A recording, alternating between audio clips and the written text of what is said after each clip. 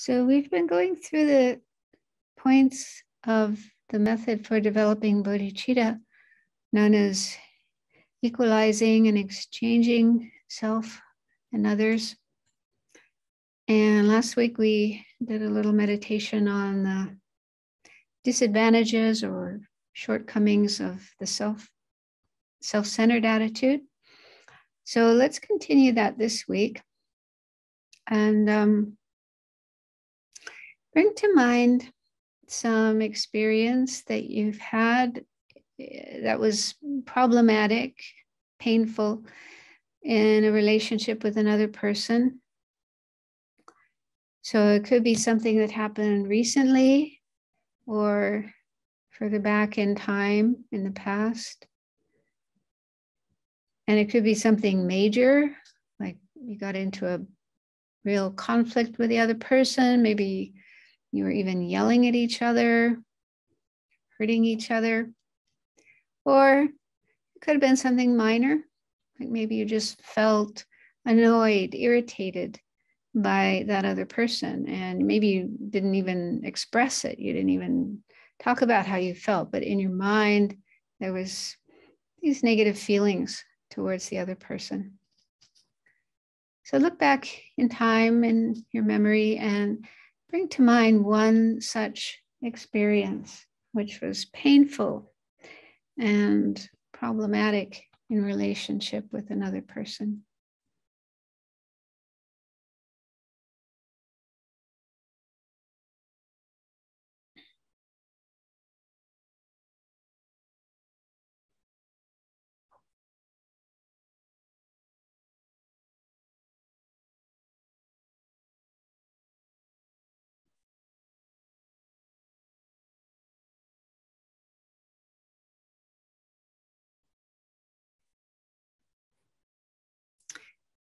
Looking back on that situation, try to look at it objectively and see if you can detect the attitude of self-centeredness in your own mind, in the way you saw that other person and the way you dealt with them.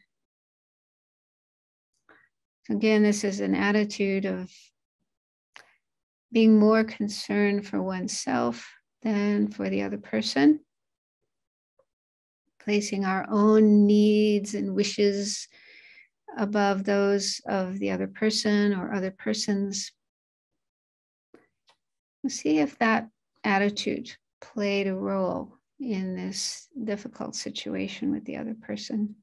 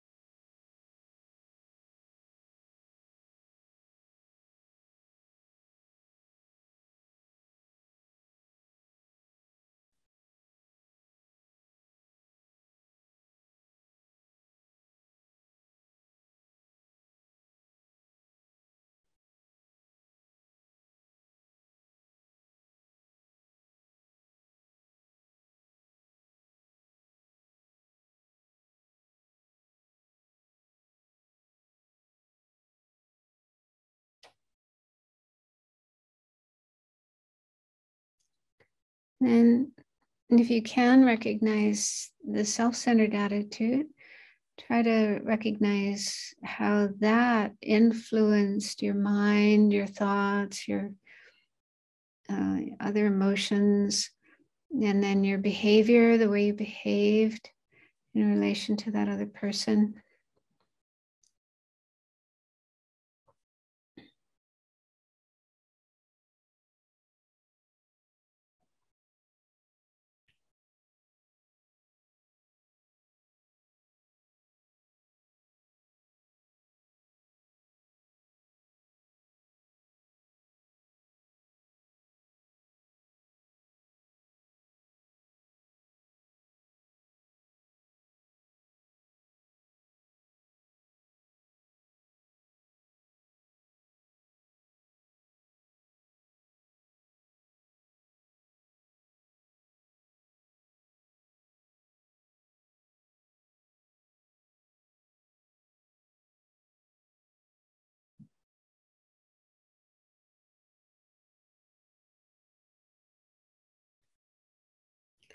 And then look at the results that occurred because of having that attitude of self-centeredness and the other things that it gave rise to, other thoughts and feelings and behavior.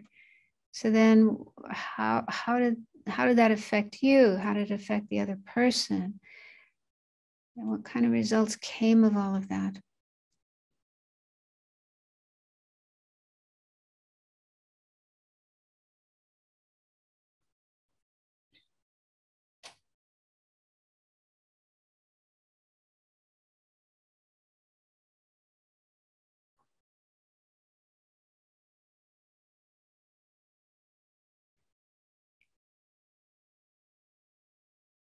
Did it bring any positive results?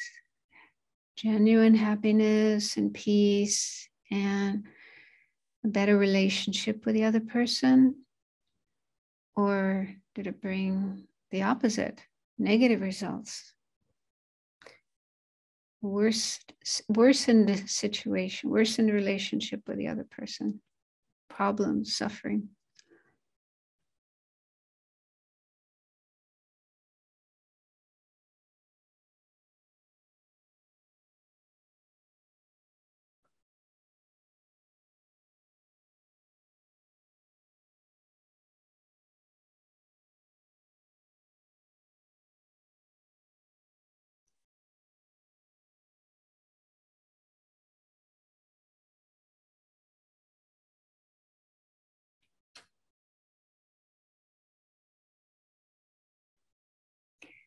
So one thing that's important is when we do recognize self-centeredness in our mind,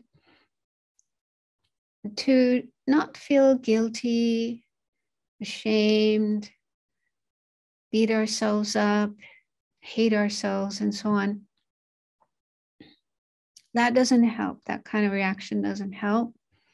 And it's also not appropriate because self-centeredness isn't who we are. It isn't a permanent, fixed thing within ourselves. It's a transitory state of mind, something that comes and goes, not who we are. So we shouldn't identify with it. I think that is me, that's who I am. And it has causes and conditions. The main one being ignorance about our real nature, who we are, how we exist.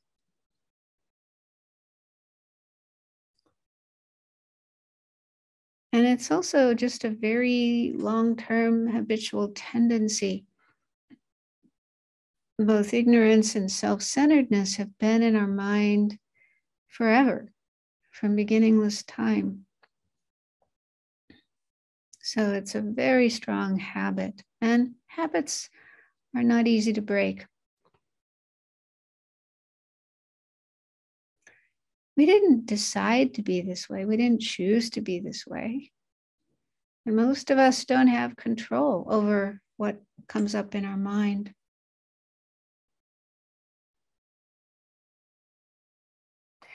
And the self-centered attitude can be dealt with. We can work on it, we can learn to manage it and reduce it, and eventually become completely free of it.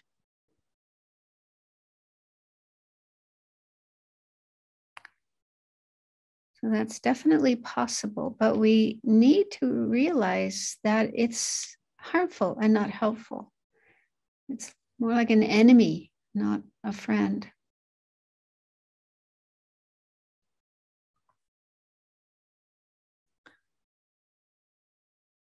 So contemplate this passage I'm going to read, which is from Lama Tsongkhapa's Lamrim Chenmo, the Great Stages of the Path to Enlightenment, where he's talking about this attitude. Out of attachment to self, my self-centered attitude has produced all sorts of undesirable things throughout the beginningless time of cyclic existence up to now. Although I wanted to make things perfect for myself, I emphasized my own welfare and engaged in improper methods.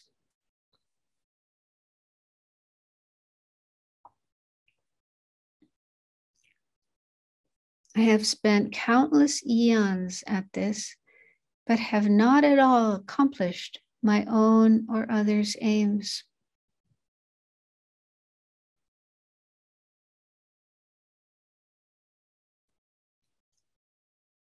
Not only have I not achieved these, I have been tormented only by suffering.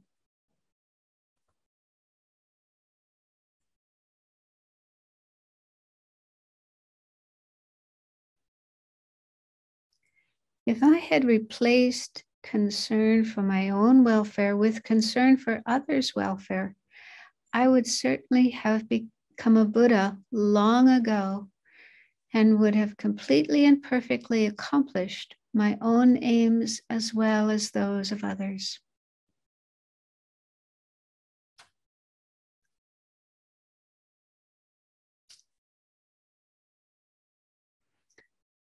As I did not do this, I have spent my time uselessly and laboriously.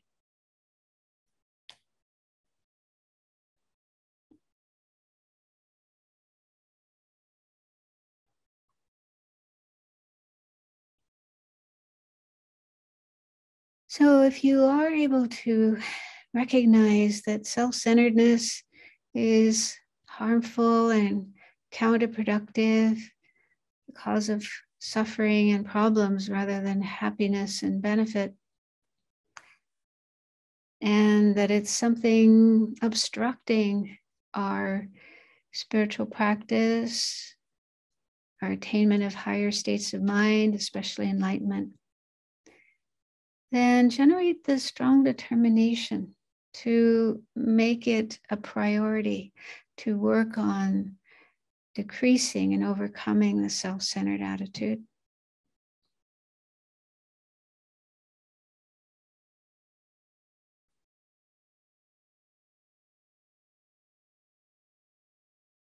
But remember that in doing this, we need to avoid beating ourselves up, feeling guilty, feeling bad.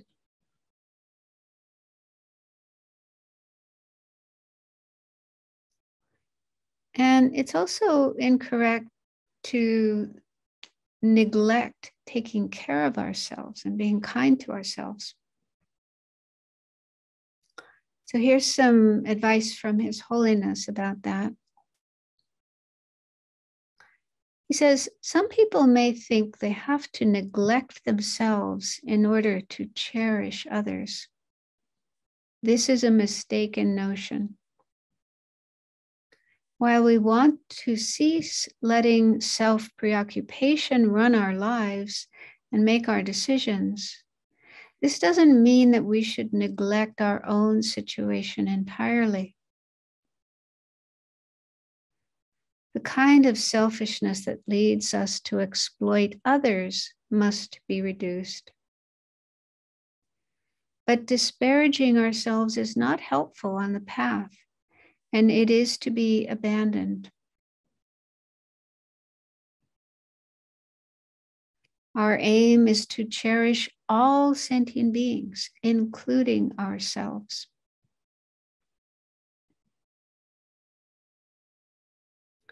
If we neglect ourselves, then others will have to take care of us.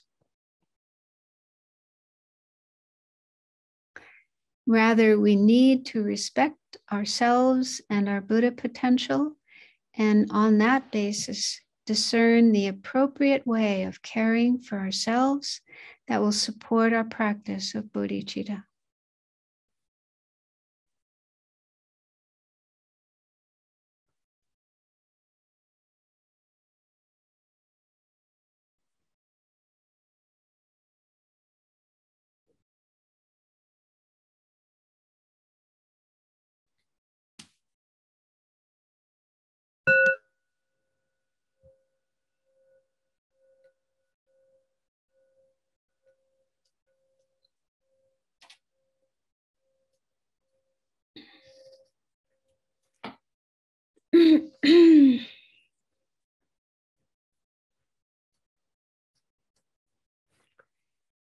Okay, so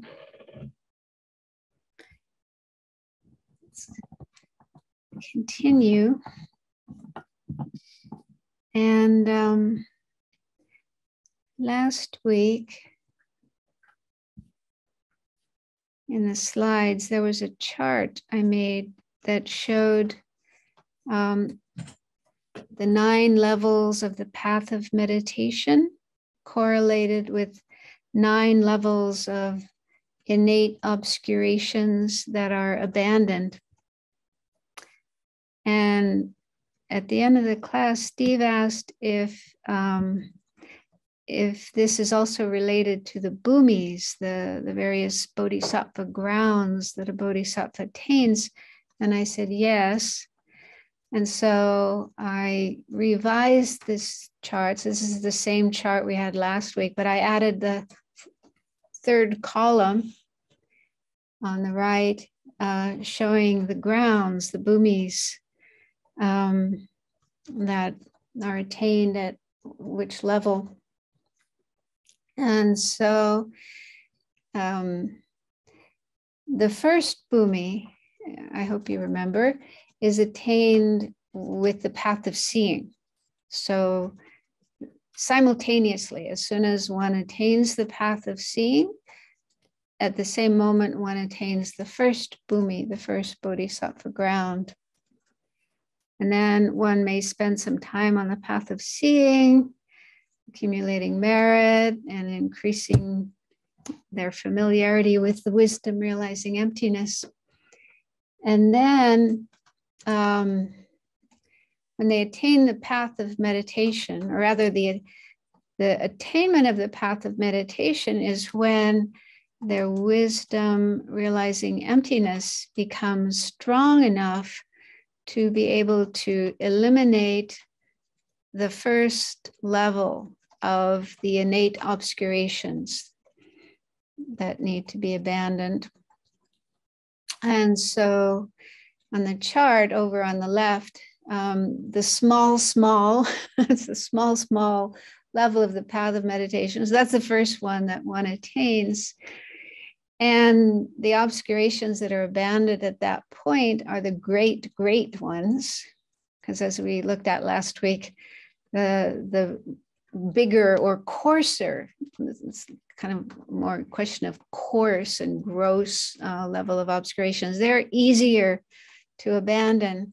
And so only a small amount of effort is required to get rid of those. Just like if there's some dust or cookie crumbs on a piece of cloth, you can just kind of brush them off or blow them off. You don't need a great deal of effort to do that.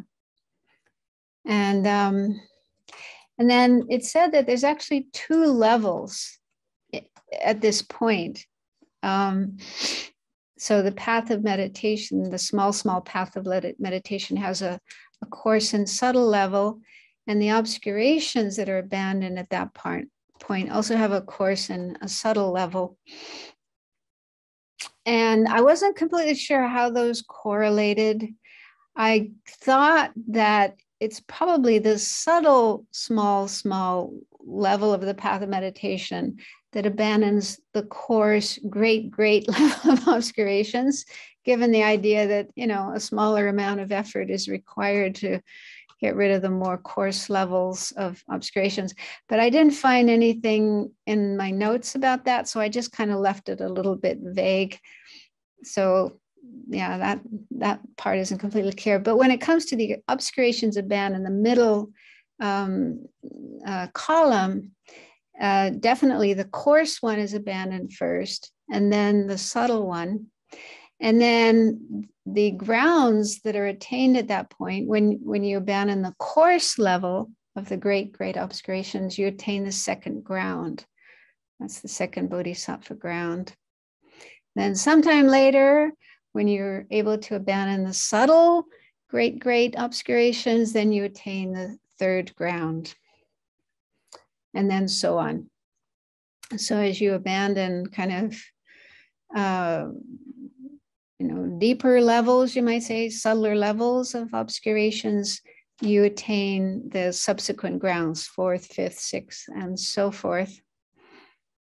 And then going all the way down to the bottom, number 9, the great path of meditation abandons the small level of obscuration. So that means the subtlest, the most subtle, final remaining obscurations in the mind. It's like the last little bit of obscurations that have to be cleared away. So when those have been abandoned, the result is Buddhahood, or they do call it Buddha ground, but it's, the final frontier, the final attainment is Buddhahood after the 10th ground. So I hope that helps clarify the relation between these different levels of the path of meditation, different obscurations, and then different grounds. And also in one of our recent classes, we had talked about how the last 3 grounds, the 8th, 9th, and 10th, are called the pure grounds, and the first 7 are called impure grounds. And I had said I wasn't completely sure why that terminology was used. It's clear in Prasangika, because by the time you reach the end of the 7th ground, you have eliminated all afflictions. All the afflictive obscurations have been abandoned. So they're all gone. So in the last 3 grounds, 8th, 9th, and 10th, your mind is free of all the afflictive obscurations. You only have the knowledge obscurations, the obscurations to omniscience left to abandon. So in that sense, they're pure, they're more pure. But according to this school, Svatantrika, the way of abandoning obscurations is different. So you still have afflictive obscurations all the way up to Buddhahood. So then what's the difference between the first 7 grounds and the last 3 grounds? But I found an answer just this afternoon. I was looking at a commentary from Geshe Jamba Gyatso when he taught the first master's program at Lama Tsongkhapa Institute. And so what he said was, during the first 7 grounds, a dull facultied bodhisattva still has stains of the self-cherishing mind. And that's why those first 7 grounds are called impure, because there's still a presence of self-cherishing. However, from the 8th ground onward, there are no more stains of self-cherishing, and therefore the last 3 grounds are called pure. So they're pure in the sense of being free of self-cherishing. It's kind of odd, isn't it, that a bodhisattva, an Arya bodhisattva on the path of meditation might still have self-cherishing? You'd think. But yeah, it could be that, yeah, it's just such a sticky, hard to overcome attitude of mind. I mean, of course, you know, as soon as they develop uncontrived bodhicitta and they enter the path of accumulation, then they are like 100% dedicated to helping all sentient beings. But to still have stains of self-cherishing all the way up to the 8th ground. But it probably depends on the bodhisattva as well, because he does say this is the case for dull faculty bodhisattvas. So maybe the sharp faculty bodhisattvas are free of the stains of self-cherishing long before that. But anyway, that's what Geshe Jamagatso says. Okay, so now today we'll move on to chapter 3. And the topic of chapter 3, or the subject, the clear realization explained in chapter 3, is called Knower of All Bases.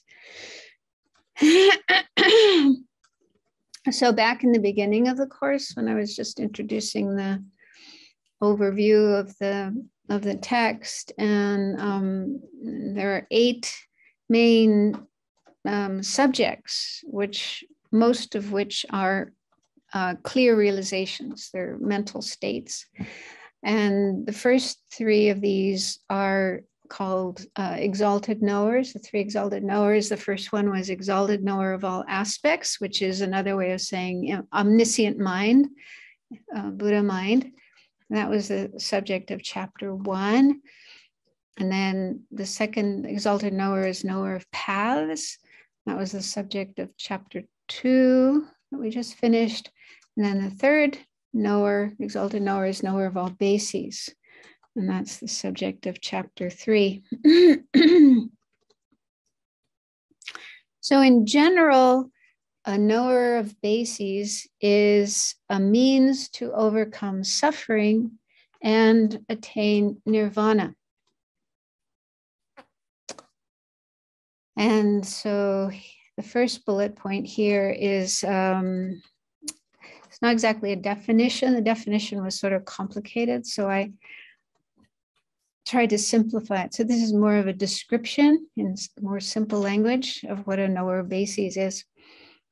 So it's an exalted wisdom. It's a state of mind, a high state of mind. And it's conjoined with a wisdom directly realizing selflessness. And it abides in a Hinayana class of realizations. So when it says it's conjoined with a wisdom directly realizing selflessness, a knower of bases could itself be that wisdom. So it could be the wisdom directly realizing selflessness. And selflessness here means selflessness of persons. The selflessness that's the emptiness of a self-sufficient, substantially existent person. That type of selflessness that all the Buddhist schools agree on, that all sentient beings are empty of. There's no such thing as a self-sufficient, substantially existent person. So that wisdom that directly realizes that selflessness, so that wisdom itself could be a knower of bases, but a knower of bases could also be some other state of mind that's conjoined with that wisdom. And this term conjoined, we encountered it before, but just to remind you what it means assisted by or supported by or influenced by. So when it said that one realization is conjoined with another realization, it means that those 2 states of mind accompany each other. They're there together at the same time, and they assist each other, making each other kind of stronger and more powerful. So I was trying to think of an analogy of this, and I thought of how, when we're traveling, especially if we're going to a somewhat challenging place, it's helpful to have a companion. When you're alone, then you're kind of more vulnerable to problems and so on. Whereas if you have a traveling companion, then you can look out for each other. You have each other's back. And so it's helpful to have a companion when you're traveling, as long as that person is, reliable, someone you can rely on. But so the journey goes better when you have a companion. And so it's similar when you have two states of mind that accompany each other and support each other. So, for example, let's say a bodhisattva has bodhicitta. Bodhicitta is one state of mind that, is a very important aspect of their mind. And they also have the wisdom realizing emptiness. Yeah. So especially, higher level bodhisattvas definitely have both of these states of mind, and they support each other. So the wisdom of emptiness supports bodhicitta, and bodhicitta supports the wisdom. So in fact, it said higher level bodhisattvas are in fact, a bodhisattva, all bodhisattvas from the time they first become a bodhisattva, they always have bodhicitta in their mind. Bodhicitta is always there in their mind, either in a manifest form or in a non-manifest form. So they're never without bodhicitta. And then once they have the wisdom of emptiness, then that's also a continuous presence in their mind, either manifest or non-manifest. So those two states of mind, support each other, strengthen each other, make each other more powerful. So that's just an illustration, example of what it means to conjoin or be conjoined by. So then the last part of this description says, it abides in a Hinayana class of realizations. So an example of a knower of bases, as I mentioned, is this very wisdom, the wisdom of selflessness, the wisdom directly realizing selflessness. And as we've seen before, this is the main meditation object for hearers. A hearer who wants to attain a hearer enlightenment or nirvana, this is the main thing that they meditate on, the selflessness. But bodhisattvas have to meditate on it too. This is a requirement for bodhisattvas to have this wisdom directly realizing selflessness. So from the time they are Arya bodhisattvas on the path of seeing, they have this wisdom in their minds. And so that's an example of a knower of bases. That wisdom in the mind of an Arya bodhisattva is an example of a knower of bases. But it's said to abide in a Hinayana class of realizations, meaning it's a type of Hinayana realization. It's a kind of realization that a Hinayana or fundamental, I don't really like the term Hinayana, but it's in the text, so fundamental vehicle is more appropriate. That wisdom of selflessness of persons is a kind of realization that a fundamental vehicle person, like a hearer, mainly meditates on. So it's that type of realization. And so even though it's in the mind of a bodhisattva, it's a type of Hinayana realization. So that's the meaning of that term, abiding in a Hinayana class of realization. And I was trying to think of an analogy of this, and I came up with something, but I don't know if it's a good analogy. So I was thinking, let's say there's a tourist, maybe from Germany, a German tourist who comes to New York City and decides to take a ride on the subway. And so this German tourist is sitting on the subway, riding on one of the trains on the subway. And there's lots of other people on the train, and they are native New Yorkers. And so many of them are going to work, or they're going to a medical appointment, or they're taking their kids to school.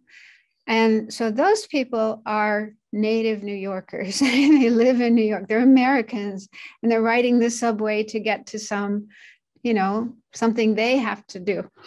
And this tourist from Germany isn't American. He isn't a New Yorker. He's not riding the subway in order to get to his job or anything like that.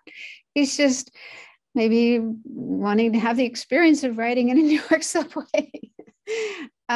So they're all sharing the same experience of riding on this subway. But the German tourist is doing it for a different reason. He has a different purpose, a different goal than the other people on the subway. Okay. So I was thinking that's maybe a little bit like, a bodhisattva having in his or her mind this wisdom, realizing selflessness of persons, which is mainly something that a hearer, a follower of Hinayana, would be meditating on and cultivating for their goal of attaining nirvana. So the bodhisattva's got that state of mind as well, although his or her goal is different. They have a different goal, a different purpose for meditating on this wisdom of selflessness. I don't know. It's just something that popped up in my mind, but it might help. Yeah.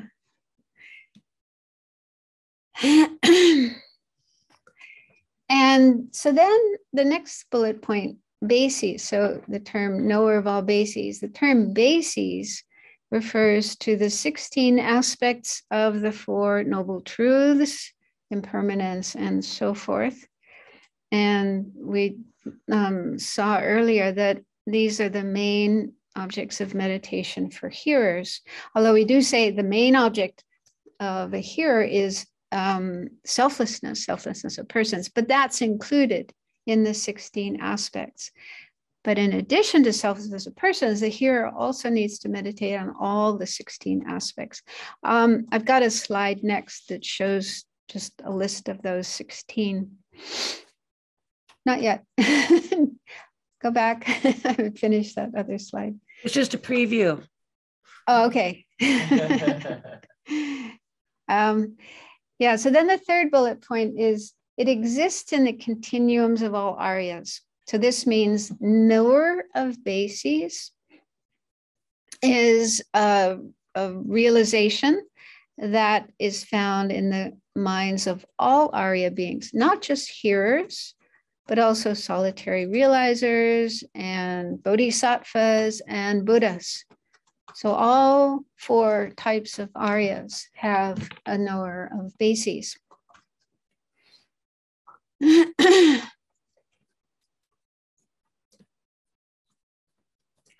So as we go through these, as we're going through all these different topics, we come across these different realizations that have different names, like knower of bases, knower of paths, and so on.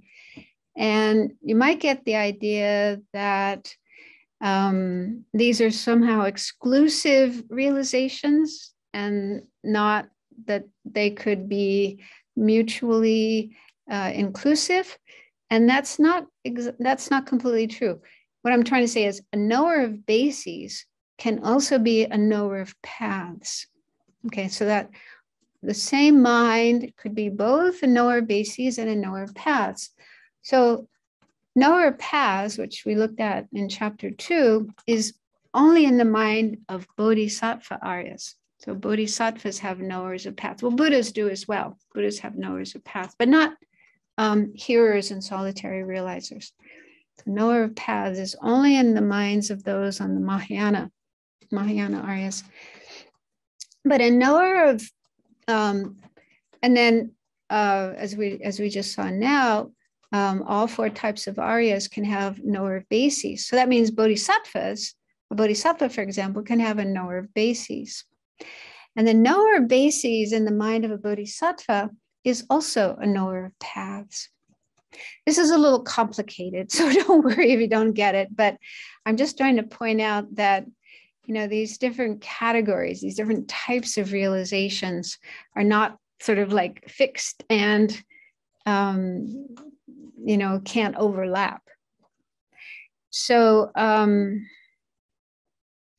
so this is actually something that students in Tibetan monasteries, and also in some Dharma centers, they do. They'll take, say, two types of phenomena, which we could call A and B, and then they check how many possibilities are there between A and B. Is there something that's A but not B? Is there something that's B but not A? Is there something that's both A and B? Is there something that's neither A or B? It's kind of fun. It's kind of a game, but it's really helpful for sharpening your understanding of different kinds of phenomena. You need to know the definitions. You need to know how something is defined to be able to know what's in that particular category and what isn't. But Tibetan students, Tibetan monks and nuns, they memorize their texts. So for example, when they're studying 70 topics, before they study it, they memorize the text.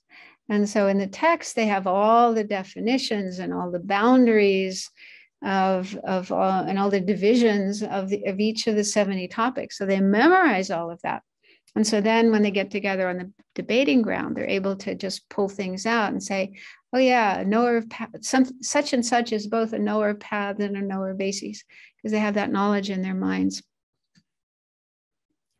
So just to give an example, a simple example of this kind of thing, if we take banana and fruit, those are the two things we're comparing, banana and fruit. Okay, so is there something that's a banana, but not a fruit? No. Is there something that's a fruit, but not a banana? Yes. Yes, lots of things. Orange, mango, pineapple, and so on. How about something that's both banana and fruit? Banana. How about something that's neither banana nor fruit? A monkey. Or lots of things, a car, and many, many, many things. So that's like a really simple example. But then doing it with something like knower of bases and knower of paths, a little more complicated, because you have to know really well what is a knower of bases and where does it exist? What type of person can have that in their minds? And the same with knower of paths. But anyway, I'm just trying to let you know that it is possible to have one state of mind that's both a knower of bases and a knower of paths. So they're not sort of strictly exclusive. Okay, so then the last bullet point on this slide says, it is explained after knower of paths because a bodhisattva can't fully know all paths without fully knowing all bases. So with the previous chapter, chapter 2, we were talking about knower of paths, and this is a realization in the mind of a bodhisattva. Bodhisattva needs to know all the different paths of the three vehicles. Bodhisattva needs to know hearers' paths, solitary realizers' paths, bodhisattva paths, because a bodhisattva's goal is to become a Buddha. And why do they want to become a Buddha? It's because they want to help all sentient beings. And sentient beings are diverse. They have different mentalities and intentions and interests and inclinations and so on. So Bodhisattva needs to be able to guide different sentient beings according to how they are. Some need to be guided on the hearer's path, some on the solitary realizer's path, some on the bodhisattva path. So bodhisattva needs to know all those paths to be able to guide sentient beings on those paths. So then here it's saying, so for bodhisattva to fully know all paths, they need to fully know all bases. And so again, bases mainly refers to the 16 aspects of the Four Noble Truths. And these are the main things that hearers meditate on. So hearers meditate on these 16, one of which is selflessness, and others as well. And this is how they progress on their path. So for bodhisattva to be able to help hearers, they need to know those 16 aspects.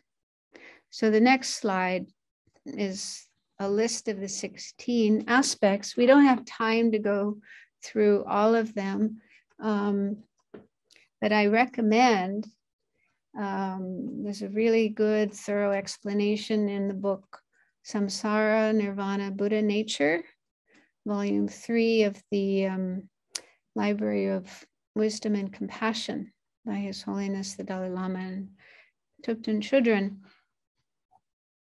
And so these are really important, even though they are the main objects of meditation for hearers, but bodhisattvas have to meditate on them too. And if we aspire to become bodhisattvas, which we have to do to become a Buddha, so these are topics that we need to learn and meditate on. And so so we know the Four Noble Truths. That's something we're quite familiar with. But then the 16 aspects, it's not that easy to find information about them. They're just mentioned in the Lam Rim. I think in the Lam Rim Chenmo, it just has a list of these 16, but no explanation. So you need to find the explanation elsewhere. But the idea here is that these 16 aspects are antidotes to misconceptions that people can have regarding the Four Noble Truths. And we might have some of these misconceptions. In fact, we definitely do have some of them. And so we need to meditate on these aspects in order to counteract those misconceptions. So with regard to the first of the Four Noble Truths, true sufferings or true dukkha, we most probably do have misconceptions about that. And so we meditate on those four aspects of true sufferings to overcome those. So like the first one is impermanence. So the misconception related to that is to think that things that are impermanent are actually permanent. Yeah. And I'm sure we have that. We can see that when some change happens in our life. Somebody we know passes away, or some other kind of unexpected and perhaps unwanted change occurs in our life. And if we respond with being upset, being shocked, then it's probably because we're not familiar with impermanence. And we have this tendency, it's more like wishful thinking of wanting things to remain the same, wanting people, especially the people we like, we want them to always be there, never change, never go away, never disappear, die. And then, yeah, we kind of set our life up in a way that's comfortable and we feel good, and we want things to remain that way. We don't want changes happening in our life. And so we tend to have this attitude of wanting things to be fixed and permanent and unchanging. And that's how we see things, but it's not reality. The reality is that things are impermanent. In fact, they're changing every nanosecond.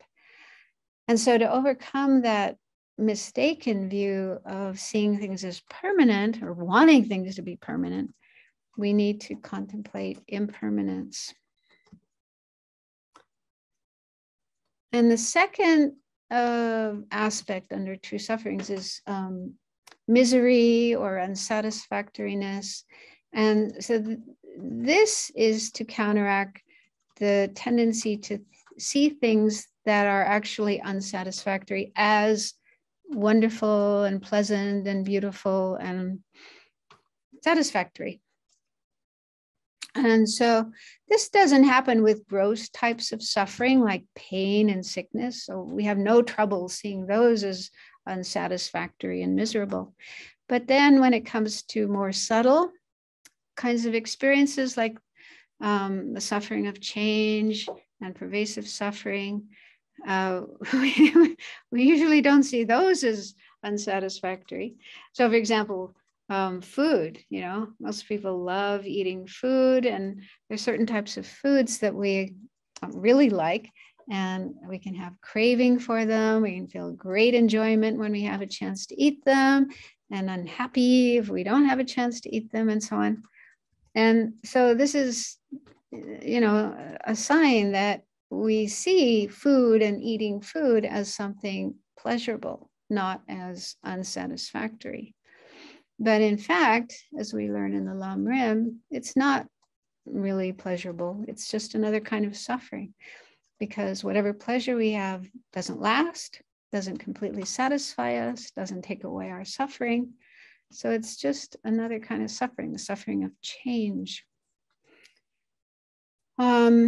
So yeah, this is another thing we need to meditate on, to recognize that the things we normally regard as pleasurable and wonderful and attractive, and we have a desire for, attraction for, want more and more of, we don't recognize them as unsatisfactory.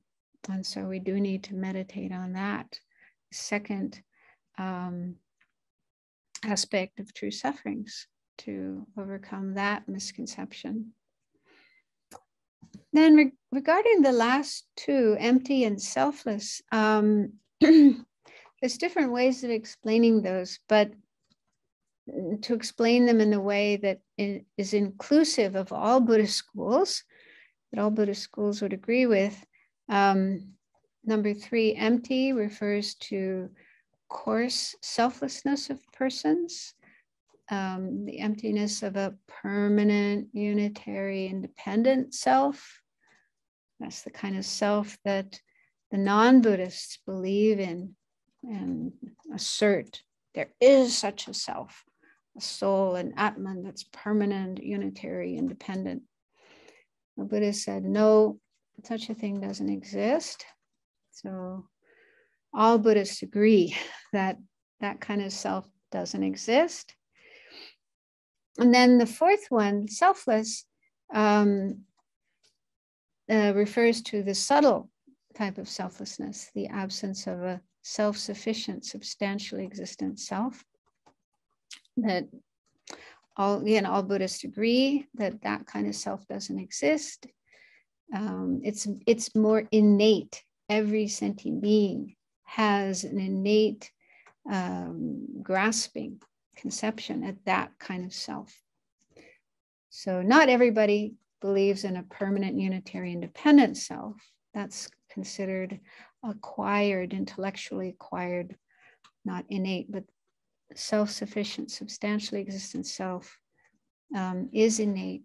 And so we need to meditate on both points 3 and 4 to counteract any conceptions we may have that there are those kinds of selves. So those 4 points, those 4 aspects under true sufferings are identical, I think we could say, identical to what are called the 3 marks of existence in Theravada Buddhism. So Vipassana or mindfulness courses and retreats, then you learn that the whole purpose of doing mindfulness meditation or Vipassana meditation is to realize the 3 marks of existence, which are impermanence, dukkha, unsatisfactoriness. So impermanence, what's the term for that? forget. Anyway, I forgot the Pali term. Huh? Anicca, yeah. Anicca, impermanence, and then dukkha, unsatisfactoriness, and then anatta, selflessness. So they kind of combine 3 and 4 into one, selflessness.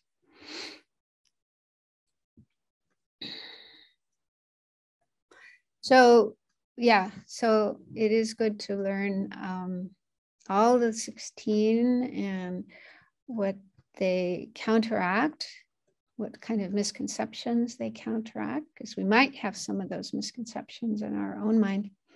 So again, if you want to learn more about that, you can read Samsara, Nirvana, Buddha, Nature. There's also in Jeffrey Hopkins' book, Meditation on Emptiness, there's a whole chapter about the 4 Noble Truths. And he also goes through these 16 aspects and what misconceptions they counteract. Okay, so then going back to knower of bases, this has 9 topics. And so I'll just give a brief explanation of each and then go into a little more detail with some of them. Now, not all of these 9 are actually knowers of bases. Some of them are, but some of them are not. So they're more like topics that illustrate or help us understand better knowers of bases. The first one is called knower of paths, not abiding in cyclic existence through knowing. So this is actually knower of paths. You might think, hey, wait a minute, that was chapter 2, now we're on chapter 3. But there's a reason for that. Hopefully it'll get more clear. And so this one, first topic, this is a wisdom in the mind of a bodhisattva that enables them to stop taking rebirth in cyclic existence under the control of karma and afflictions. So as you probably heard, bodhisattvas don't want to just escape from samsara and go to nirvana like hearers and solitary realizers. They want to stay in samsara to help sentient beings. But they don't want to stay in samsara under the control of karma and afflictions. Okay, so this is actually a really tricky point. We'll spend more time looking at it later. Like, how does a bodhisattva do that? What kind of attitude the bodhisattva has, what kind of practice the bodhisattvas do. But anyway, so they don't want to be stuck. We could say maybe a simple way of saying they don't want to be stuck in samsara. They want to have control over being in samsara, taking birth in samsara. And so the way they do that is through knowing. And knowing means knowing selflessness, selflessness of persons. Because according to this school, Svatantrika, that is what you need to know to be free of samsara, to free yourself from samsara. We'll talk a bit more about this later, but I'm just giving an overview of it now. Second is knower of paths, not abiding in solitary peace through compassion. And this is again a knower of paths, so it's in the mind of a bodhisattva, Arya Bodhisattva. And so bodhisattvas, in addition to not wanting to be stuck in samsara under the control of karma and delusion, they also want to avoid solitary peace, meaning remaining in the peaceful state of nirvana and just doing that for oneself and not working for the benefit of all sentient beings. So that's something else they want to avoid. And the way they do that is with compassion. Great compassion.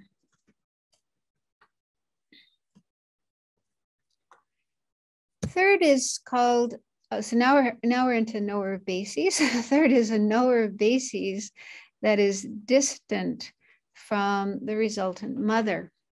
The term resultant mother here refers to Buddhahood, enlightenment, the final goal of the Bodhisattva's path. And this knower basis is in the mind of a Hinayana Arhat, Arya, Arya. And it's devoid of great compassion and bound by the conception of true existence. So compassion is absent. They have some compassion, but not great compassion. The kind of compassion developed by a bodhisattva is called great compassion, where they not only wish sentient beings to be free of suffering, but they take on that responsibility. I'm going to do it. I am going to make sure sentient beings are free of suffering. So that kind of compassion isn't developed by those who follow the Hinayana path, hearers and solitary realizers. So they do develop compassion, but they don't take on that responsibility. And so, so a Hinayana Arya, hearer or solitary realizer, has a knower basis, but devoid of great compassion, and also the wisdom of emptiness, the realization of emptiness of true existence. And so that's this kind of knower basis. And so because it's devoid of great compassion and also lacking the wisdom of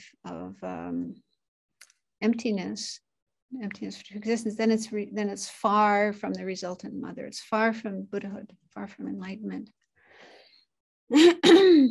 So now, is it the case that all Hinayana Aryas lack the wisdom of emptiness? So apparently not. This is what our teacher told us. And so according to Svatantrika, even though the Hinayana followers don't need to realize emptiness, there are some who do, who have the realization of emptiness. But our teacher said they are only those people who first started following the Mahayana path and then dropped out. They're Mahayana dropouts. But that can only happen, as we've learned before, on the small level of the path of accumulation. So remember, when you first develop bodhicitta, you have uncontrived, spontaneous bodhicitta, you enter the path of accumulation. That's the first path of the bodhisattva. And that has 3 levels, small, middle, and great. So on the small level, your bodhicitta is still maybe shaky, vulnerable. It's still possible to lose your bodhicitta and give up wanting to follow the path. But from the middle level on up, then the bodhicitta is strong and firm and can no longer be lost.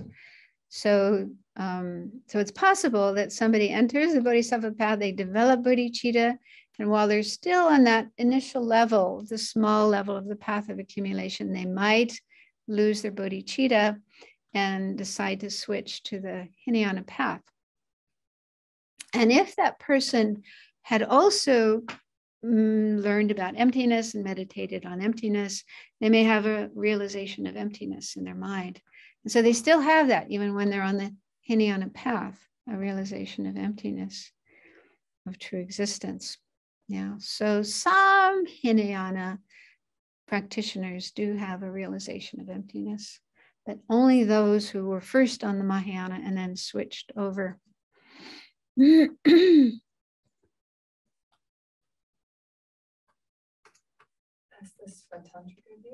Yeah. Yeah, according to Prasangika, it's different. Prasangika says all Hinayana followers, hearers, solitary realizers, as well as bodhisattvas, they all have to realize emptiness to be able to reach their goals and even to reach the path of seeing. They all require the realization of emptiness. But this school, Svatantrika, says no, because to attain nirvana, to get out of samsara and attain nirvana, you don't need the realization of emptiness. You only need selflessness of persons. absence of a self-sufficient, substantially existent person. And then number 4 is called knower of bases, that is near to the resultant mother. And so this is a knower of bases in the mind of a Mahayana Arya. So that could be a Bodhisattva or a Buddha. And it's conjoined with great compassion and with the wisdom directly realizing emptiness. And that's why it's near to the resultant mother. It's near to Buddhahood. I'm just giving a brief explanation. I will do a little bit more later. Number 5 is called knower of bases of the discordant class. So this again is in the mind of a Hinayana Arya, mainly hearers, but I guess it could also be solitary realizers. And it's devoid of special method and special wisdom. Special method refers to great compassion, and special wisdom refers to the direct realization of emptiness. So it's basically the same as number 3, but just a different name, different terms. So in fact, number 3 and number 5 are said to be mutually inclusive. They're synonymous. So number 3 and number 5 are both Hinayana Arya realizations that lack great compassion and lack the wisdom of emptiness. And so they are far from the resultant mother and discordant. I'll explain later what the meaning of discordant is. Then number 6, knower of bases of the antidotal class. This is again in the mind of a Mahayana Arya, Bodhisattva or Buddha, and it's conjoined with special method and special wisdom. Another way of saying great compassion and the wisdom realizing emptiness. And it's mutually inclusive with number 4. So number 4 and number 6 are actually synonymous. They're the same state of mind, but just having different terms and yeah. And then number 7, applications of a bodhisattva indicated in the context of knower of bases, long term. These are practices that a bodhisattva does in order to counteract the conception grasping at true existence. So things a bodhisattva does to overcome conception of true existence.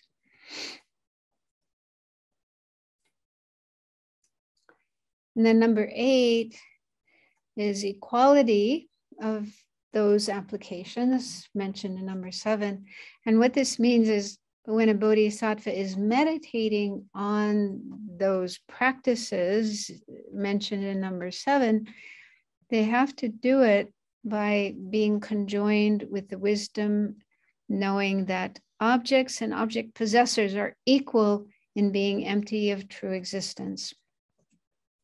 So the term equality means that when you're meditating on something, then you understand that both the object you're meditating on and the mind that is meditating, both of those are equally empty of true existence. Just to make sure you don't grasp at true existence either of the object that you're meditating on or of the mind that is meditating.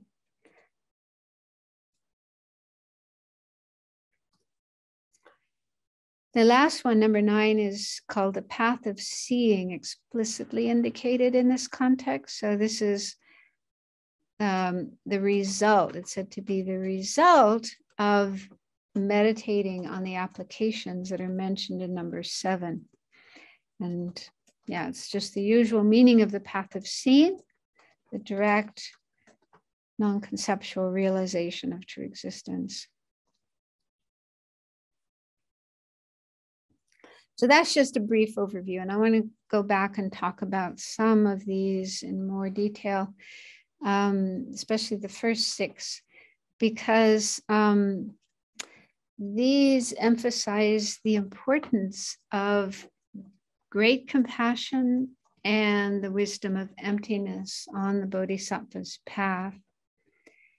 And the first two, in particular, clarify how the Bodhisattva deals with samsara on one hand, and then solitary peace or nirvana on the other hand.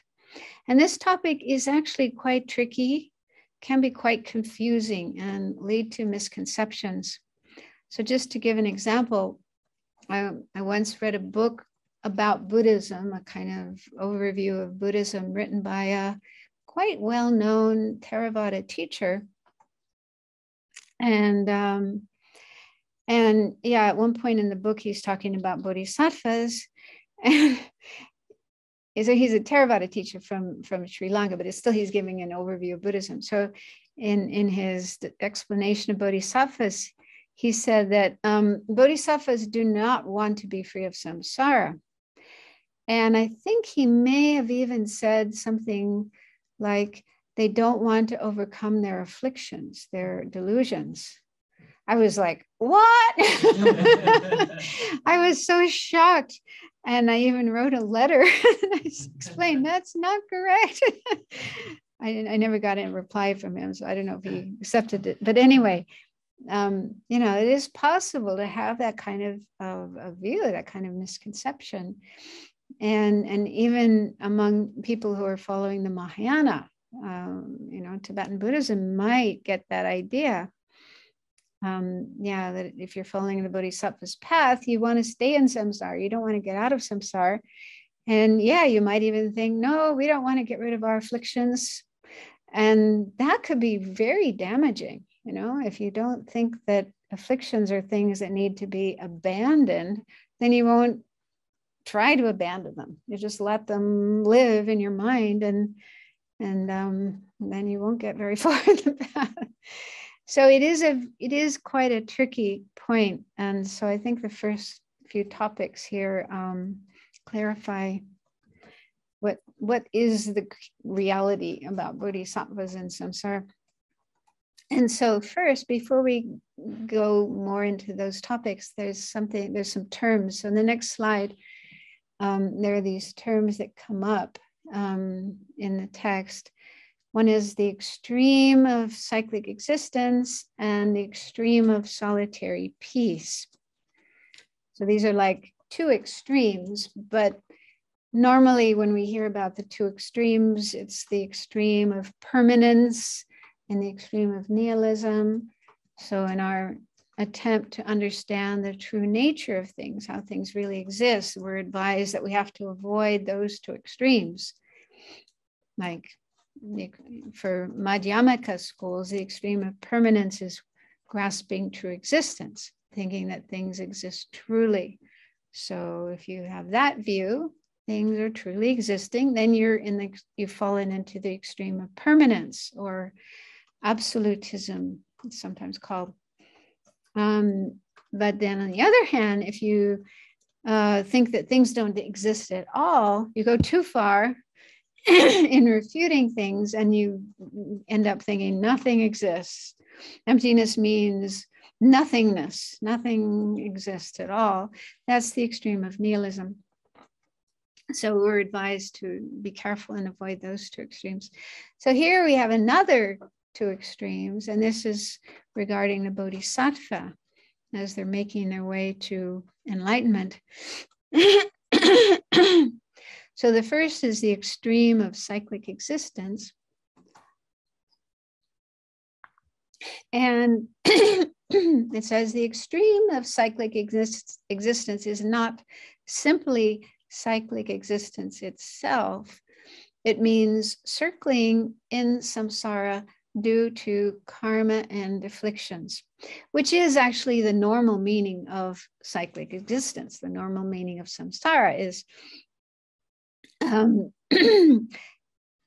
having these aggregates, or mental and physical aggregates, that arise or come about due to karma and afflictions.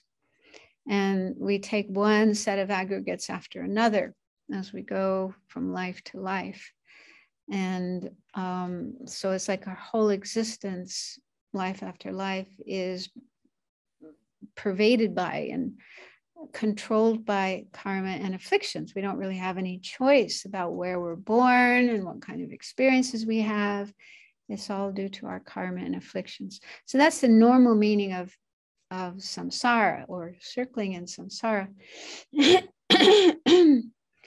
And so a bodhisattva, because of their great compassion, they want to remain in cyclic existence, to be able to be with sentient beings and help them. But they don't want to be stuck in samsara under the control of karma and afflictions. So they definitely do want to overcome afflictions, ignorance and attachment and anger and so on. Those need to be overcome. Those are afflictive obscurations. So Bodhisattva wants to overcome those and also overcome karma, take charge of karma, but still remain in samsara. So the way they do that is they are able to take rebirth in samsara due to compassion and prayer, rather than karma and afflictions. So this is only possible for Arya Bodhisattvas. Arya Bodhisattvas are able to do that, to control their rebirth and take birth where they want due to compassion, the wish to help sentient beings, and also prayer. And so sometimes you probably heard Bodhisattvas will even pray to be born in hell, or in the hungry ghost realm, or in the animal realm. So they don't want to just go to nice cushy places and comfortable, peaceful places, but, with great compassion for the beings in hell, they will go there. But I think when a bodhisattva goes to hell, I don't think that means they are burned by the fire and being tortured and having all the same kind of sufferings as the beings in hell. Because it's actually said that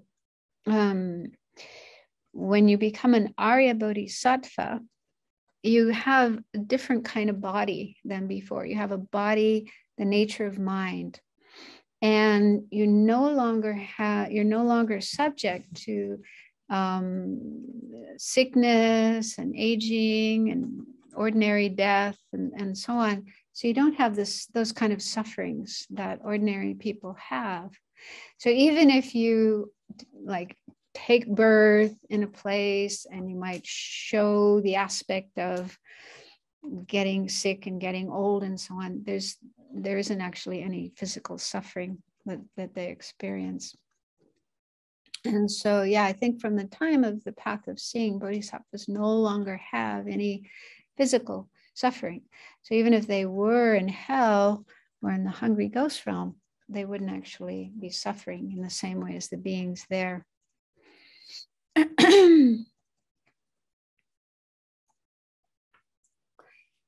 So how do bodhisattvas avoid the extreme of cyclic existence, being in samsara due to karma and afflictions, is by developing this direct realization of selflessness of persons. So again, that's something they have to meditate on and they have to gain the realization of. And with that realization, this is according to Svatantrika school, because according to this school, that is the realization you need to be free of samsara. So bodhisattvas develop that realization in the mind, and in that way, that enables them to avoid the extreme of samsara. And then the second extreme is the extreme of solitary peace. And that means enjoying the peace of nirvana for oneself alone. So normally solitary peace or nirvana isn't considered an extreme, isn't considered something to be avoided in general. because it's a valid goal the Buddha taught for certain followers, the hearers and solitary realizers. So for people who have that kind of inclination, it's perfectly fine for them to aspire for nirvana, and it's wonderful and worthy of admiration if anybody does follow the path and attain that goal, but not for bodhisattvas. For bodhisattvas, that's a no-no. That's something to be avoided. They don't want to go to that state of solitary peace, because then that would inhibit their ability to work for sentient beings. And yeah, so how they do that, how they avoid that extreme, is with their great compassion. So this just makes it really clear how bodhisattvas steer a kind of middle way between these two extremes of, uncontrolled birth in samsara on the one hand, and solitary peace of nirvana on the other hand. So I think that, talking about these things is just a reminder for bodhisattvas to stay on that middle path. Okay, so now let's look at the first couple of topics. So again, the first one is called Knower of Paths, Not Abiding in Cyclic Existence Through Knowing. So this is a Mahayana Arya's exalted knower. That means, Mahayana Arya means it could be a bodhisattva, but it could also be a Buddha. So if it says Mahayana Arya, that includes Buddhas. If it just says Bodhisattva Arya, then that means just bodhisattvas, not Buddhas. So this is an exalted knower that stops the extreme of cyclic existence by knowing, i.e., realizing selflessness of persons. And it's synonymous with knower of paths, knowing hearers' paths. That was one of the topics we looked at in chapter 2. A bodhisattva's wisdom that knows hearer's path. And the main hearer's path is the wisdom realizing selflessness of persons. But I think, so an example of this one could be a bodhisattva's wisdom directly realizing selflessness would be an example of this one. But I think it could also be a bodhisattva's direct realization of subtle impermanence. Okay, so that's one of the 16 aspects. So any of the 16 aspects that is realized by a bodhisattva would be an example of this.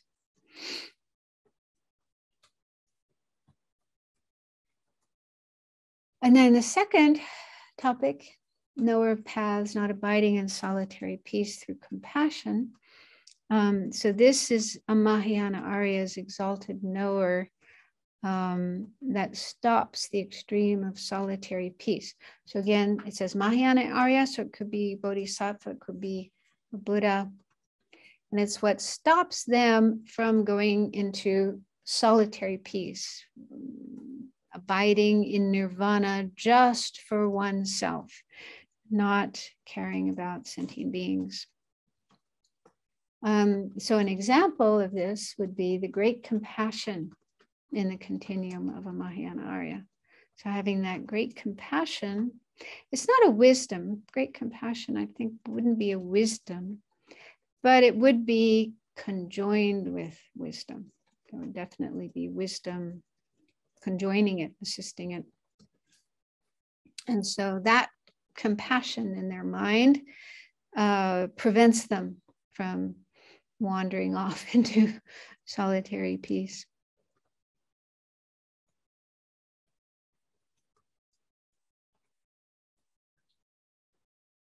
So I was wondering why, even though we're talking about knower bases, we have 2 knowers of paths in the list of the topics. And I couldn't find any definite reason, but I thought my guess is that It's just to emphasize, because the intended audience of this text, the Ornament for Clear Realization, are those who want to follow the Bodhisattva's path. So it's mainly a text for Bodhisattva wannabes, or those who are already Bodhisattvas.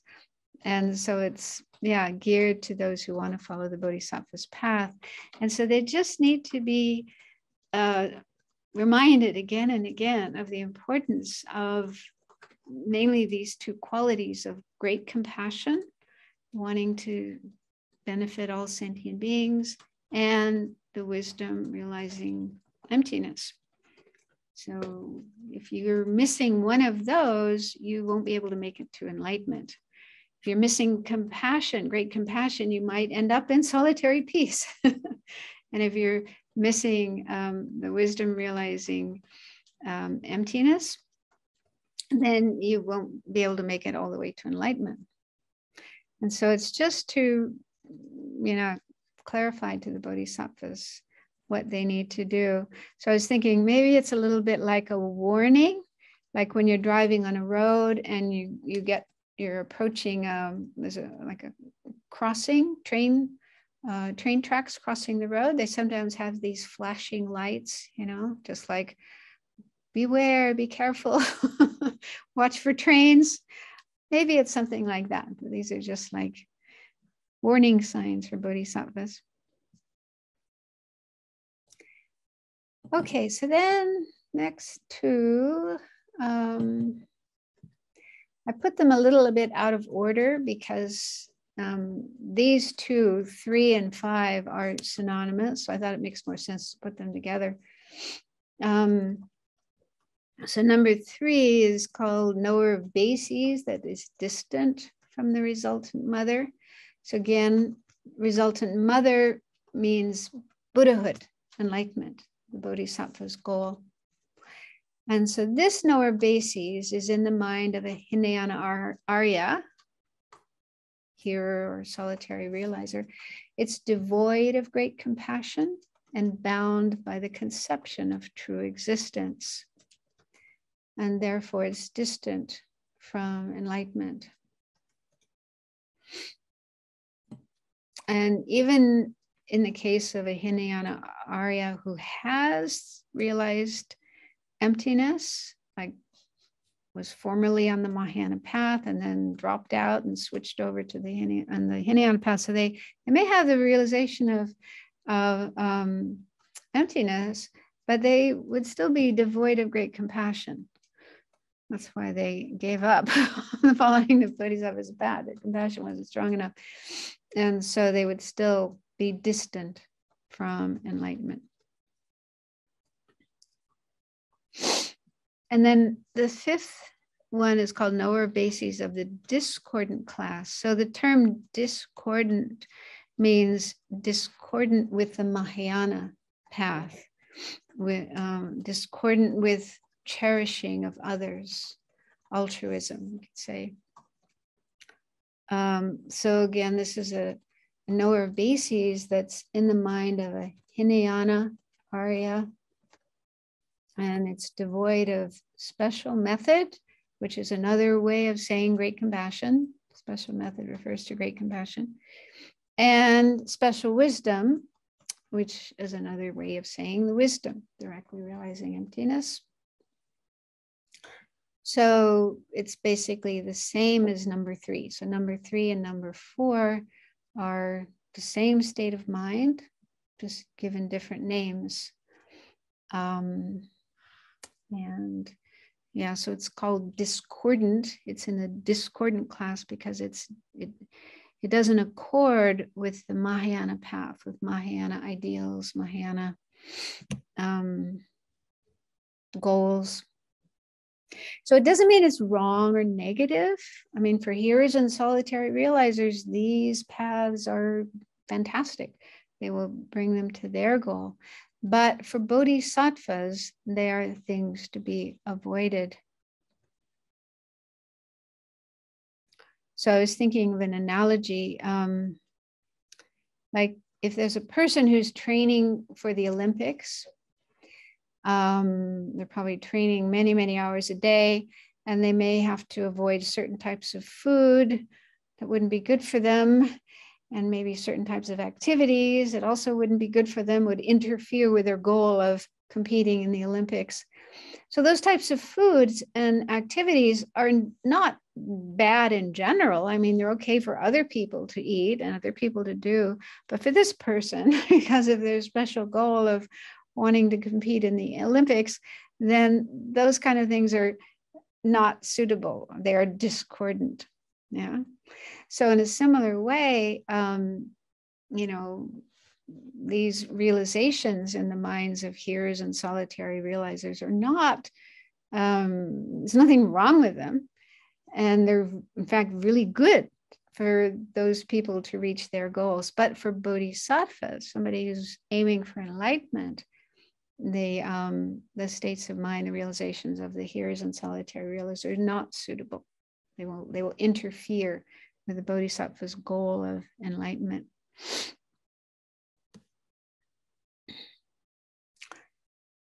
Okay, then next. So again, I put topic 4 and topic 6 together because they're synonymous. So these again are knower of bases. The first one is a knower of bases that's near to the resultant mother. So this is a knower of bases in the mind of a Mahayana Arya, could be a bodhisattva or a Buddha. And it's conjoined with great compassion and the wisdom directly realizing emptiness. That's just the opposite as the one that is distant from the resultant mother. So this one is close to the resultant mother, close to enlightenment, because it has those two important components of great compassion and the wisdom directly realizing emptiness. So being a knower of bases, it could be, for example, wisdom of selflessness in the mind of a bodhisattva or a Buddha. But it's conjoined with, it's assisted by their great compassion and the wisdom of emptiness. So it's helpful for them reaching their goal of enlightenment. And then the sixth one is, again, it's basically the same state of mind, but with a different name. It's called knower of bases of the antidotal class. And the term antidotal means that it's an antidote to self-cherishing, antidote to obstacles for the bodhisattva reaching their goal. And so this is a knower of bases in the mind of a Mahayana Arya, and it's conjoined with special wisdom and, special method and wisdom. So again, that's great compassion and the wisdom of emptiness. So those two are mutually inclusive, and they are both things to be cultivated by bodhisattvas. Bodhisattvas need to cultivate these, develop these. So I just have a little bit of information about the last three. Let's see if we can go through those. I don't plan to spend a lot of time on them, but just to. So again, number 7, 3.7, it's called applications of a bodhisattva indicated in the context of knower bases. And these are practices that a bodhisattva does to counteract grasping to true existence. And there actually wasn't that much information in the commentaries anyway. It just listed, there are 10 of these, but they were just listed and weren't explained. So I think if somebody wanted to actually practice these, engage in these practices, they would have to look elsewhere for information on how to do them. But anyway, it's in the context of a knower of bases because a bodhisattva needs to counteract grasping at true existence to make sure that while they're following their path and cultivating these other minds like the wisdom realizing selflessness, just to ensure that they keep in mind that things are empty of true existence. So everything they're dealing with, all the things they're meditating on, and themselves, the meditator, just to maintain that awareness that all of these things are empty of true existence. And then the next one, number 8, is a very long title: Equality of the Applications of a Bodhisattva Indicated in the Context of No Bases. And so this means that when a Bodhisattva does those practices mentioned in number 7, included in number 7, they have to keep in mind that objects and object possessors are equal in being empty of true existence. So while they're meditating, while they're doing those practices, then they shouldn't forget, but they should realize that the objects that they're meditating on are empty of true existence, and also the mind that is meditating is empty of true existence. Because if a Bodhisattva doesn't keep that in mind, then they might strongly grasp at the objects that they're meditating on, or characteristics of those objects, think that they are truly existing, or grasp at the minds, the meditating mind, the realization as being truly existing.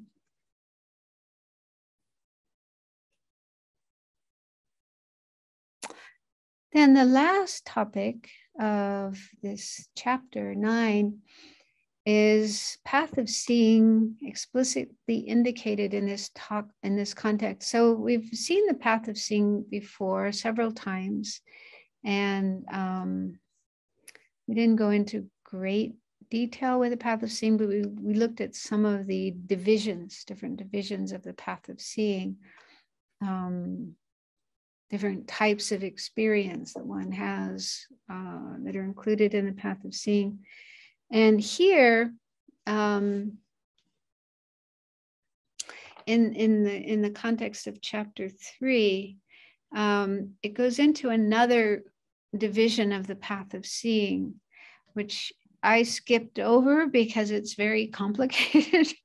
It's a division into 16. They're called the 16 instants, 16 instants, like 16 moments of the path of seeing.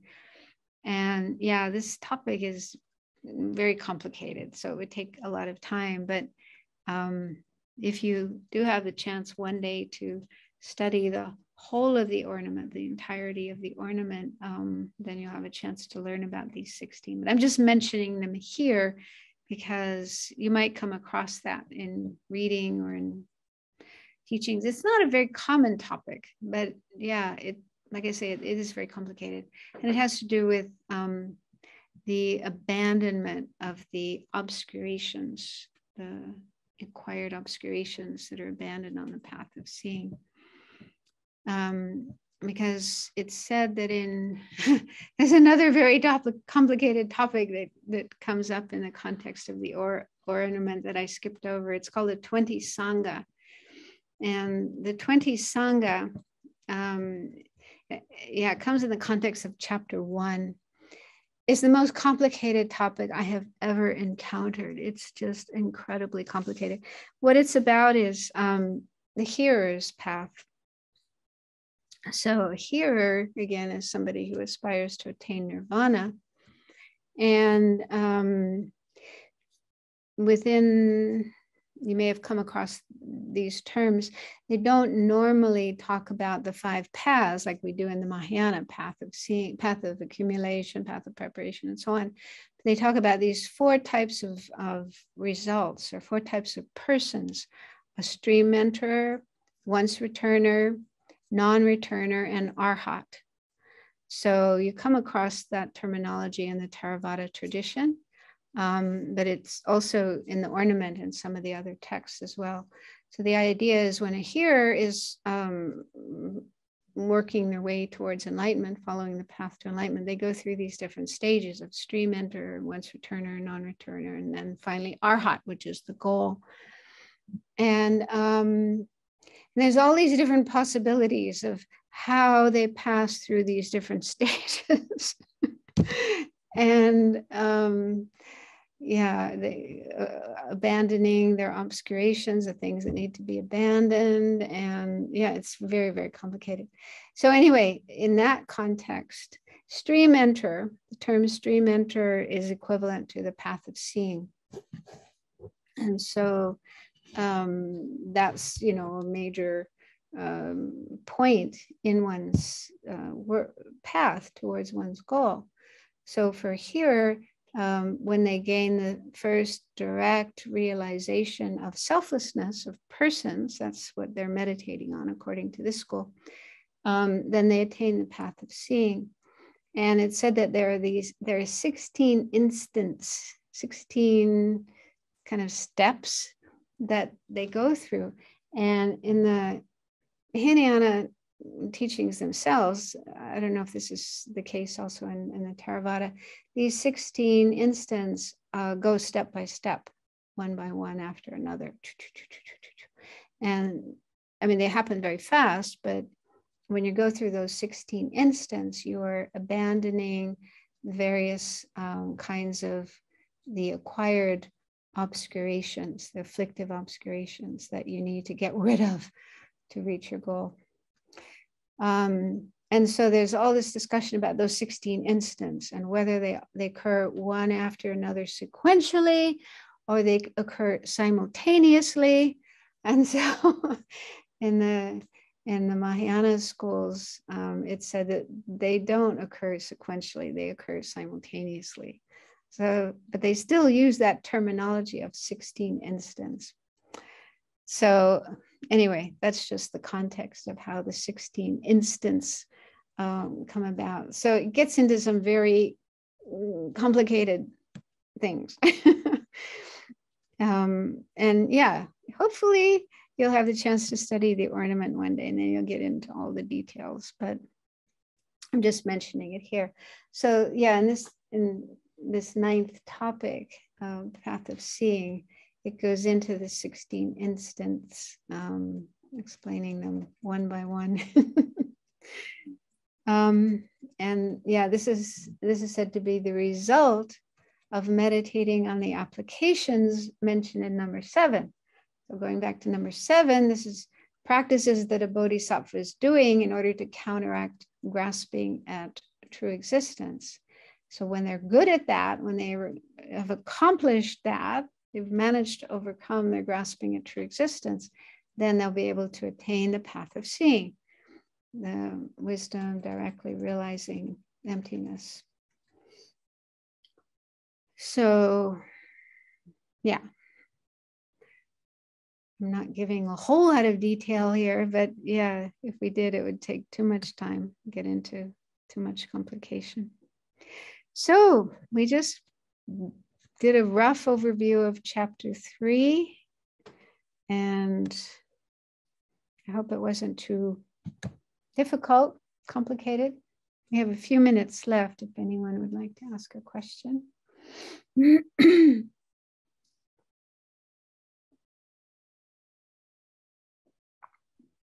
Nothing in the chat, Venerable. Stephen?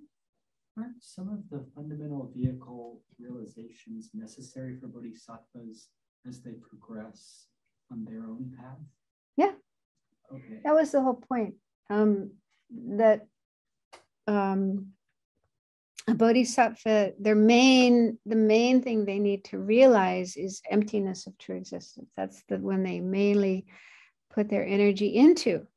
But they also have to realize selflessness of persons. That's the main object of meditation of hearers. So bodhisattvas have to meditate on that as well and realize that. And then in this school, they say that solitary realizers have another main object of meditation, which is non-duality, the emptiness of subject and object being different entities. So that's the main object solitary realizers meditate on. But bodhisattvas have to meditate on that as well. Bodhisattvas have to do all those meditations and gain all of those realizations. Not just to be able to teach, but also for their own path. Yeah, that's my understanding. It's not just to teach the hearers and solitary realizers, but for their own accomplishment, for their own, yeah, that's my understanding.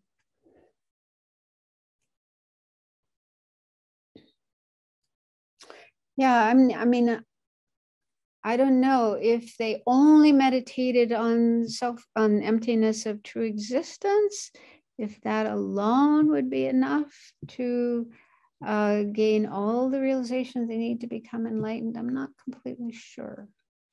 I'll see if I can find an answer to that. I mean, definitely to be able to teach others, to be able to help others, they have to gain those realizations. But whether they need them to accomplish their own goal of Buddhahood, yeah, that's a good question. I'll see if I can find an answer to that. Is there any mention why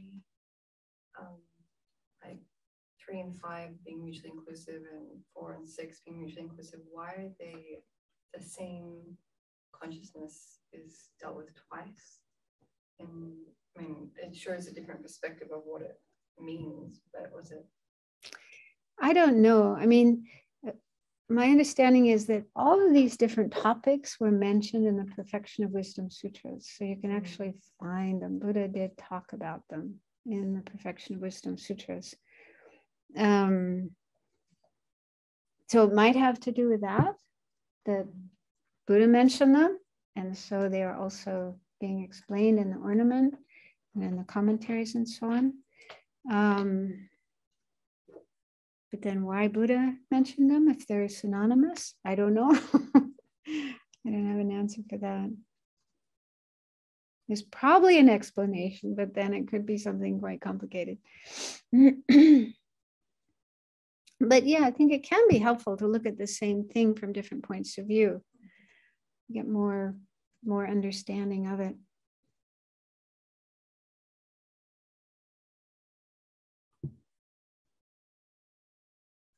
Nobody have a question online? No? Maybe you're overwhelmed with information. Okay, so I think we can stop there and dedicate the merit, the positive energy we've created by coming together, doing some meditation, generating the altruistic intention to become a Buddha, to help all sentient beings, and then listening to these teachings on the Bodhisattva's path, as explained in the Perfection of Wisdom Sutras and elaborated in the Ornament and its commentaries. So even if the material is difficult and we don't understand very much, it's still very valuable to listen and get imprints in our mind that will help us in the future to again meet these teachings and be in situations where we can learn them, meditate on them, practice them, and develop in our mind these realizations, these precious realizations that will bring us to enlightenment. So we definitely created a lot of merit, and we need to rejoice in the merit we've created, rejoice that we spent this time together, and then share this merit with all other sentient beings. May it be the cause for all of us to follow the path and reach the goal, enlightenment, as quickly as possible. Due to the merits of these virtuous actions, may I quickly attain the state of a Guru Buddha and lead all living beings without exception into that enlightened state. May the supreme jewel Bodhicitta that has not arisen arise and grow, and may that which has arisen not diminish, but increase more and more.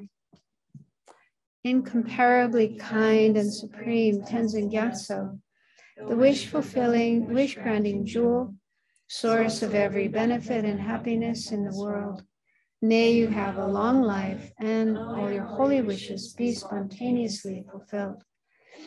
You who uphold the subduer's moral way, who serve as the bountiful bearer of all, sustaining, preserving, and spreading Manjunath's victorious doctrine, who masterfully accomplish magnificent prayers honoring the three sublime ones, Savior of myself and others, your disciples, please, please live long.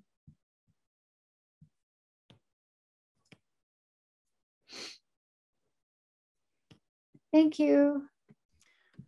Thank you very much, Venerable. Thank you for organizing, facilitating, hosting. Thank you for teaching.